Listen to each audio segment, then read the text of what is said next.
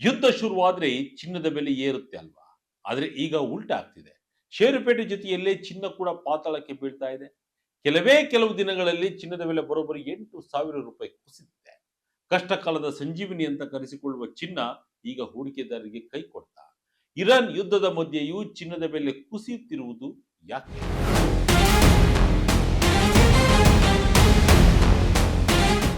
ಚಿನ್ನ ಕಷ್ಟ ಕಾಲದ ಆಪತ್ ಬಾಂಧವ, ಹೂಡಿಕೆದಾರರ ಪಾಲಿನ ಸಂಜೀವಿನಿ. ಸಾಮಾನ್ಯವಾಗಿ ಷೇರುಪೇಟೆ ಪಾತಾಳಕ್ಕೆ ಕುಸಿದಾಗಲೆಲ್ಲ ಹೂಡಿಕೆದಾರರು ಓಡಿ ಹೋಗಿ ಆಶ್ರಯ ಪಡೆಯೋದೇ ಚಿನ್ನದ ಬಳಿ. ಜಾಗತಿಕ ಮಟ್ಟದಲ್ಲಿ ಯಾವುದೇ ಆರ್ಥಿಕ ಬಿಕ್ಕಟ್ಟು ಎದುರಾದರೂ, ಯುದ್ಧಗಳು ನಡೆದರು ಅಥವಾ ಷೇರು ಮಾರುಕಟ್ಟೆಗಳು ರಕ್ತ ದೋಕುಳಿಯಾದಾಗ ಚಿನ್ನದ ಬೆಲೆ ಗಗನಕ್ಕೇರುವುದು ವಾಡಿಕೆ. ಚಿನ್ನವನ್ನ ಸೇಫ್ ಹೆವೆನ್ ಅಥವಾ ಸುರಕ್ಷಿತ ತಾಣ ಅಂತಲೇ ಕರೆಯಲಾಗುತ್ತೆ. ಆದರೆ ಈಗ ನಡೆಯುತ್ತಿರುವುದೇ ಬೇರೆ. ಮಧ್ಯಪ್ರಾಚ್ಯ ಹೊತ್ತಿಕೊಂಡು ಉರಿಯುತ್ತಿದೆ. ಷೇರುಪೇಟೆಯಲ್ಲಿ ರಕ್ತಪಾತವೇ ಆಗುತ್ತಿದೆ. ಈ ಹೊತ್ತಲ್ಲಿ ಚಿನ್ನದ ಬೆಲೆ ಏರಬೇಕಿತ್ತು. ಆದರೆ ವಿಪರ್ಯಾಸವೆಂದರೆ ಚಿನ್ನದ ಬೆಲೆಯು ಕೂಡ ಮಾರುಕಟ್ಟೆಯ ಜೊತೆಯಲ್ಲೇ ಪಾತಾಳಕ್ಕೆ ಕುಸಿಯುತ್ತಿದೆ. ಮಾರ್ಚ್ 2ರಿಂದ ಚಿನ್ನದ ಬೆಲೆ ನಿರಂತರವಾಗಿ ಇಳಿಕೆಯ ಹಾದಿಯಲ್ಲಿದೆ. ಬರೋಬ್ಬರಿ 5% ಅಂದರೆ 8,000ಕ್ಕೂ ಅಧಿಕ ರೂಪಾಯಿ ಕಡಿತ ಆಗಿದೆ. ಈ ಬೆಳವಣಿಗೆಗೆ ಜಾಗತಿಕ ಹೂಡಿಕೆದಾರರನ್ನ ಬೆಚ್ಚಿ ಬೀಳಿಸಿದೆ. ಹಾಗಾದ್ರೆ ಚಿನ್ನ ತನ್ನ ಸೇಫ್ ಹೆವೆನ್ ಸ್ಥಾನವನ್ನ ಕಳೆದುಕೊಳ್ತಾ, ಷೇರು ಮಾರುಕಟ್ಟೆ ಪತನದ ನಡುವೆಯೂ ಬಂಗಾರದ ಬೆಲೆ ಯಾಕೆ ಇಳಿಯುತ್ತಿದೆ? ಕೊರಿಯನ್ ಮಾರುಕಟ್ಟೆಯ ಬಿಕ್ಕಟ್ಟು ಹಾಗೂ ಇರಾನ್ ಯುದ್ಧದ ಎಫೆಕ್ಟ್ ಹೇಗಿದೆ? ಭವಿಷ್ಯದಲ್ಲಿ ಚಿನ್ನದ ಬೆಲೆ ಏನಾಗಲಿದೆ? ಬನ್ನಿ ಈ ವಿಡಿಯೋದಲ್ಲಿ ಎಲ್ಲವನ್ನೂ ಡೀಟೇಲ್ ಆಗಿ ನೋಡೋಣ. ಏನಾಯ್ತು ಬಂಗಾರಕ್ಕೆ? ಷೇರುಪೇಟೆ ಜೊತೆ ಕುಸಿತ ಯಾಕೆ? ಸಂಘರ್ಷದ ಮಧ್ಯೆಯೂ 8,194 ರೂಪಾಯಿ ಕಳೆದುಕೊಂಡ ಚಿನ್ನ. ಹೌದು, ಎಂಸಿಎಕ್ಸ್ ಅಂಕಿಅಂಶಗಳ ಪ್ರಕಾರ ಮಾರ್ಚ್ 2ರಂದು 1,69,605 ರೂಪಾಯಿಗಳಷ್ಟಿದ್ದ ಚಿನ್ನ ಈಗ 1,61,411 ರೂಪಾಯಿಗಳಿಗೆ ಕುಸಿದಿದೆ. ಕೆಲವು ದಿನಗಳಲ್ಲಿ ಚಿನ್ನವು 8,194 ರೂಪಾಯಿ ಅಥವಾ 5% ಭಾರಿ ಕುಸಿತವನ್ನ ಕಂಡಿದೆ. ಅಂತಾರಾಷ್ಟ್ರೀಯ ಮಾರುಕಟ್ಟೆಯಲ್ಲಿ ಹೇಳುವುದಾದರೆ ಮಾರ್ಚ್ 2ರಂದು $5,319 ಇದ್ದ ಪ್ರತಿ ಔನ್ಸ್ ಚಿನ್ನದ ಬೆಲೆ ಮಾರ್ಚ್ 5ರ ವೇಳೆಗೆ $5,160ಗೆ ಇಳಿದಿದೆ. ಇದೇ ಅವಧಿಯಲ್ಲಿ ಷೇರುಪೇಟೆಯಲ್ಲೂ ರಕ್ತ ದೋಕುಳಿ ನಡೆದಿದೆ. ಸೆನ್ಸೆಕ್ಸ್ ಬರೋಬ್ಬರಿ 1,904 ಅಂಕಗಳನ್ನು ಕಳೆದುಕೊಂಡಿದ್ದರೆ ನಿಫ್ಟಿ 559 ಅಂಕಗಳನ್ನು ಕುಸಿದಿದೆ. ಎರಡೇ ದಿನದಲ್ಲಿ ಸುಮಾರು 15 ಲಕ್ಷ ಕೋಟಿ ರೂಪಾಯಿಗೂ ಹೆಚ್ಚು ನಷ್ಟವನ್ನ ಅನುಭವಿಸಿದ್ದಾರೆ. ಕೇವಲ ಭಾರತ ಅಲ್ಲದೆ ವಿಶ್ವದಾದ್ಯಂತ ಮಾರುಕಟ್ಟೆಯಲ್ಲಿ ಹಾಹಾಕಾರ ಎದ್ದಿದೆ. ಕೊರಿಯನ್ ಮಾರುಕಟ್ಟೆಯಲ್ಲಂತೂ ಕೇವಲ 48 ಗಂಟೆಗಳಲ್ಲಿ 19% ಕುಸಿತವನ್ನ ಕಂಡಿದೆ. ಅಲಿಖಿತ ನಿಯಮದ ಪ್ರಕಾರ ಮಾರುಕಟ್ಟೆ ಹೀಗೆ ಪತನವಾದಾಗ ಜನರು ತಮ್ಮ ಹಣವನ್ನ ಷೇರುಗಳಿಂದ ತೆಗೆದು ಚಿನ್ನದಲ್ಲಿ ಹೂಡಿಕೆ ಮಾಡುತ್ತಾರೆ. ಆಗ ಚಿನ್ನದ ಬೇಡಿಕೆ ಹೆಚ್ಚಾಗಿ ಬೆಲೆ ಏರಬೇಕಿತ್ತು. ಆದರೆ ಈ ಬಾರಿ ಹಾಗಾಗ್ತಾ ಇಲ್ಲ. ಕೊರೋನಾ ಟೈಮ್ನಲ್ಲಿ ಏನಾಗಿತ್ತು ಗೊತ್ತಾ? ಷೇರುಪೇಟೆ ಲಾಸ್ ಆದರೂ ಚಿನ್ನ ಏರಿತ್ತು. ಉದಾಹರಣೆಗೆ 2020ರ ಕೊರೋನಾ ವೈರಸ್ ಲಾಕ್ಡೌನ್ ಸಮಯವನ್ನ ನೆನಪಿಸಿಕೊಳ್ಳಿ. ಮಾರ್ಚ್ 23, 2020ರಂದು ಭಾರತದಲ್ಲಿ ಮೊದಲ ಲಾಕ್ಡೌನ್ ಘೋಷಣೆಯಾದಾಗ ಷೇರು ಮಾರುಕಟ್ಟೆ ಇಸ್ಪಿಟ್ ಎಲೆಗಳಂತೆ ಕುಸಿದು ಬಿದ್ದಿತ್ತು. ಒಂದೇ ದಿನ ಸೆನ್ಸೆಕ್ಸ್ 3,935 ಅಂಕಗಳ ಭಾರಿ ಕುಸಿತ ಕಂಡು 25,981ಕ್ಕೆ ತಲುಪಿತು. 2020ರ ಮಾರ್ಚ್ ತಿಂಗಳೊಂದರಲ್ಲೇ ಸೆನ್ಸೆಕ್ಸ್ ಬರೋಬ್ಬರಿ 8,829 ಅಂಕಗಳನ್ನು ಅಂದ್ರೆ 23% ಕಳೆದುಕೊಂಡಿತ್ತು. ಇದರಿಂದ ಇಡೀ ಭಾರತದ ಆರ್ಥಿಕತೆಯೇ ಸ್ತಬ್ಧವಾಗಿತ್ತು. ಆದರೆ ಅದೇ 2020ರ ಮಾರ್ಚ್ನಲ್ಲಿ ಎಂಸಿಎಕ್ಸ್ ನಲ್ಲಿ ಚಿನ್ನದ ಬೆಲೆ ಏರಿಕೆ ಕಂಡಿತ್ತು.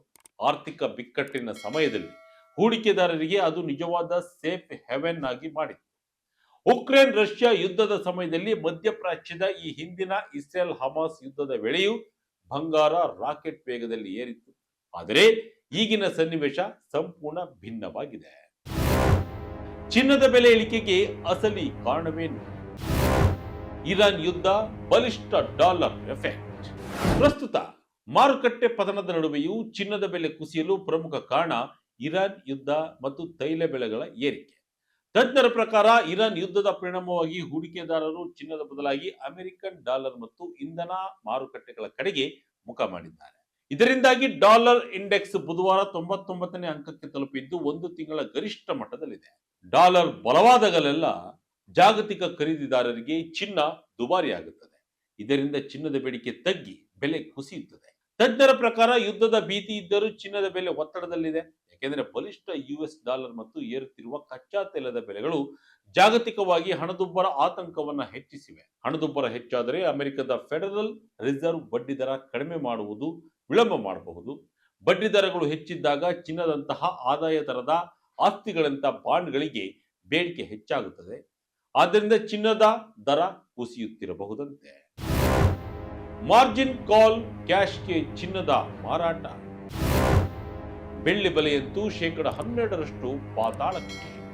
ಚಿನ್ನದ ಬೆಲೆ ಇಳಿಕೆಗೆ ಮತ್ತೊಂದು ಅತಿ ದೊಡ್ಡ ಕಾರಣ ಎಂದರೆ ಸಿಎಂಇ ಮಾರ್ಜಿನ್ ಹೆಚ್ಚಳ ಮತ್ತು ಫೋರ್ಸ್ಡ್ ಲಿಕ್ವಿಡೇಷನ್. 2026ರ ಜನವರಿ ಮತ್ತು ಫೆಬ್ರವರಿಯಲ್ಲಿ ಚಿನ್ನ ಮತ್ತು ಬೆಳ್ಳಿಯ ಬೆಲೆಗಳಲ್ಲಿ ವಿಪರೀತ ಏರಿಳಿತ ಕಂಡು ಬಂದಾಗ ಸಿಎಂಇ ಎಕ್ಸ್ಚೇಂಜ್ ಚಿನ್ನದ ಫ್ಯೂಚರ್ಸ್ ಮಾರ್ಜಿನ್ ಅನ್ನ 6ರಿಂದ 9% ಮತ್ತು ಬೆಳ್ಳಿಯ ಮಾರ್ಜಿನ್ ಅನ್ನ 18% ಏರಿಸಿತು. ಅಂದರೆ ಟ್ರೇಡಿಂಗ್ ಮಾಡಲು ಹೂಡಿಕೆದಾರರು ಹೆಚ್ಚು ಅಡ್ವಾನ್ಸ್ ಹಣ ಇಡಬೇಕಾಯಿತು. ಮಾರುಕಟ್ಟೆ ದಿಢೀರ್ ಕುಸಿದಾಗ ಹೂಡಿಕೆದಾರರಿಗೆ ಕ್ಯಾಶ್ನ ತುರ್ತು ಅವಶ್ಯಕತೆ ಬಿತ್ತು. ಹೀಗಾಗಿ ತಮ್ಮ ಷೇರುಗಳಲ್ಲಿನ ನಷ್ಟವನ್ನು ಸರಿದೂಗಿಸಲು ಮತ್ತು ನಗದು ಹೊಂದಿಸಲು ಜನರು ತಮ್ಮ ಬಳಿ ಇದ್ದ ಚಿನ್ನ ಮತ್ತು ಬೆಳ್ಳಿಯನ್ನ ಅವಸರದಲ್ಲಿ ಮಾರಾಟ ಮಾಡಲು ಶುರು ಮಾಡಿದರು. ಇದರಿಂದ ಬೆಲೆ ಕುಸಿಯುತ್ತಿದೆ. ಮೋರ್ಗನ್ ಸ್ಟ್ಯಾನ್ಲಿಯ ವರದಿಯ ಪ್ರಕಾರ ಇದು ಸೆಂಟಿಮೆಂಟ್ ಬದಲಾವಣೆಯಲ್ಲ, ಬದಲಾಗಿ ಲಿಕ್ವಿಡಿಟಿ ಅಗತ್ಯತೆಗಾಗಿ ನಡೆದ ಮಾರಾಟ. ಇನ್ನು ಬೆಳ್ಳಿಯ ಪರಿಸ್ಥಿತಿಯಂತೂ ಚಿನ್ನಕ್ಕಿಂತ ಶೋಚನೀಯವಾಗಿದೆ. ಚಿನ್ನ 3ರಿಂದ 5% ಕುಸಿದಿದ್ದರೆ ಬೆಳ್ಳಿ ಕೇವಲ ಒಂದೇ ವಾರದಲ್ಲಿ 10ರಿಂದ 12% ಭಾರಿ ಕುಸಿತ ಕಂಡಿದೆ. $96ನಲ್ಲಿದ್ದ ಬೆಳ್ಳಿ $80ಗಿಂತ ಕೆಳಗೆ ಬಿದ್ದಿದೆ. ಇದು ಕೂಡ ಹೂಡಿಕೆದಾರರಿಗೆ ದೊಡ್ಡ ಹೊಡೆತವನ್ನ ನೀಡಿದೆ. ಡೊನಾಲ್ಡ್ ಟ್ರಂಪ್ ನಡೆ ಬಡ್ಡಿ ದರದ ಆತಂಕ. ಹೂಡಿಕೆದಾರರಲ್ಲಿ ಶುರುವಾಯಿತು ದೊಡ್ಡ ಭಯ. ಇದೇ ವೇಳೆ ಅಮೆರಿಕದ ಅಧ್ಯಕ್ಷ ಡೊನಾಲ್ಡ್ ಟ್ರಂಪ್ ರವರು ಫೆಡರಲ್ ರಿಸರ್ವ್ ಅಧ್ಯಕ್ಷ ಸ್ಥಾನಕ್ಕೆ ಕೆವಿನ್ ವಾರ್ಶ್ ಅವರನ್ನ ನಾಮನಿರ್ದೇಶನ ಮಾಡಿದ್ದು ಕೂಡ ಮಾರುಕಟ್ಟೆಯ ಲೆಕ್ಕಾಚಾರವನ್ನ ಬದಲಿಸಿದೆ. ಕೆವಿನ್ ವಾರ್ಶ್ ಅವರು ಬಡ್ಡಿ ದರಗಳ ಬಗ್ಗೆ ಕಠಿಣ ನಿಲುವು ಹೊಂದಿರುವ ವ್ಯಕ್ತಿ ಎಂದು ಪರಿಗಣಿಸಲಾಗಿದೆ. ಹೀಗಾಗಿ ಬಡ್ಡಿ ದರ ಬೇಗ ಕಡಿಮೆಯಾಗುವುದಿಲ್ಲ ಎಂಬ ಭೀತಿ ಹೂಡಿಕೆದಾರರಲ್ಲಿ ಶುರುವಾಗಿದೆ.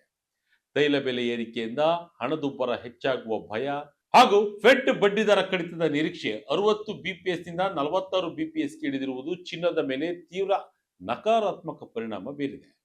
ಫೆಬ್ರವರಿಯಲ್ಲಿ ಭಾರೀ ಪ್ರಮಾಣದಲ್ಲಿ ಚಿನ್ನ ಹಾಗೂ ಬೆಳ್ಳಿ ಬೆಲೆ ಕುಸಿದಿದ್ದು ಚಿನ್ನ ತನ್ನ ಪೀಕ್ ಆದ 1.80 ಲಕ್ಷ ರೂಪಾಯಿಗೆ ಏರಿತ್ತು.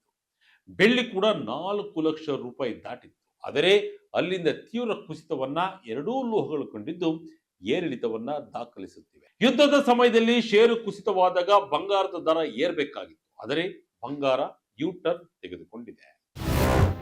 ಹಾಗಾದ್ರೆ ಈಗ ಚಿನ್ನ ಸೇಫ್ ಅಲ್ವಾ? ಯುದ್ಧದ ಸಮಯದಲ್ಲೆಲ್ಲ ಏರಿದ್ದ ಬಂಗಾರ. ಈಗ ಎಲ್ಲರ ಮನಸ್ಸಿನಲ್ಲಿರುವ ಅತಿ ದೊಡ್ಡ ಪ್ರಶ್ನೆ ಎಂದರೆ ಯುದ್ಧ ಇದೆ, ಷೇರುಪೇಟೆ ಬೀಳ್ತಾ ಇದೆ, ಆದರೆ ಚಿನ್ನ ಕೂಡ ಬೀಳ್ತಾ ಇದೆ. ಇದರಿಂದ ಚಿನ್ನ ತನ್ನ ಸೇಫ್ ಹೆವೆನ್ ಸ್ಥಾನ ಕಳೆದುಕೊಳ್ತಾ ಅಂತ ಪ್ರಶ್ನೆ ನಿಮಗೆ ಬಂದಿರುತ್ತೆ. 2000-2002 ಬಬಲ್ ಒಡೆದಾಗ ಗ್ಲೋಬಲ್ ಷೇರುಗಳು 24%ರಿಂದ 49% ಕುಸಿದಿದ್ದವು.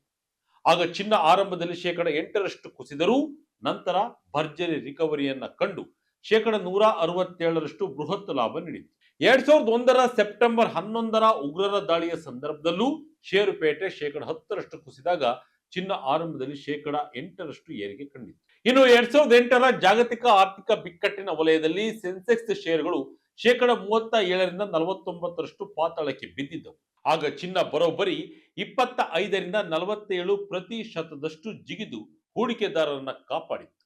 2010-12ರ ಯುರೋಪಿಯನ್ ಡೆಪ್ಟ್ ಕ್ರೈಸಿಸ್ ನಲ್ಲೂ ಚಿನ್ನ 7ರಿಂದ 31% ಏರಿಕೆ ಕಂಡಿತ್ತು. ರಷ್ಯಾ ಉಕ್ರೇನ್ ಯುದ್ಧ, ಇಸ್ರೇಲ್ ಹಮಾಸ್ ಯುದ್ಧದ ಸಮಯದಲ್ಲೂ ಚಿನ್ನ ಭಾರೀ ಪ್ರಮಾಣದಲ್ಲಿ ಏರಿಕೆಯಾಗಿತ್ತು. ಆದರೆ ಇರಾನ್ ಹಾಗೂ ಇಸ್ರೇಲ್ ಯುದ್ಧದ ವೇಳೆ ಇದು ಉಲ್ಟಾ ಹೊಡೆದಿದೆ. ಚಿನ್ನದ ಬೆಲೆ ಮೊದಲು 2 ದಿನ ಏರಿತ್ತಾದರೂ ಬಳಿಕ 3 ದಿನ ಇಳಿದಿದೆ. ಇದರಿಂದ ಹೂಡಿಕೆದಾರರಿಗೆ ಗೊಂದಲ ಉಂಟಾಗಿರುವುದಂತೂ ನಿಜ.